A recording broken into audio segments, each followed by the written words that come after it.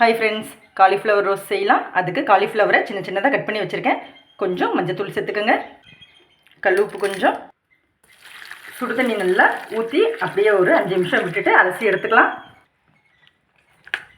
2 வாட்டி தண்ணி ஊற்றி நல்லா அலசி எடுத்துகிட்டு 2 ஸ்பூன் அளவுக்கு அரிசி மாவு, 1 ஸ்பூன் சோள மாவு கார்ன்ஃப்ளவர், உப்பு தேவைக்கு, மிளகாய்த்தூள் கொஞ்சம், ஆஃப் லெமனை பிழிஞ்சு விட்டுக்கோங்க. பிழிஞ்சிட்டு நல்லா மிக்ஸ் பண்ணலாம்.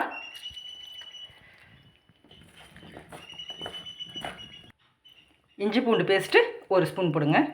இப்போ மசாலாவை நல்லா கலந்து விடுங்க. தண்ணி தேவைப்பட்டால் மட்டும் தெளிச்சுக்கோங்க. மசாலாவை நல்லா பரட்டிட்டு ஒரு 10 நிமிஷம் நம்ம நல்லா ஊற விட்டுறலாம். எண்ணெய் சூடாயிடுச்சு, ஒன்று ஒன்றா போட்டு பொரிச்சிக்கலாம். அவ்வளோதான் ஃப்ரெண்ட்ஸ், எடுத்துடலாம். பிடிச்சிருந்தா லைக் பண்ணுங்கள். Cauliflower roast.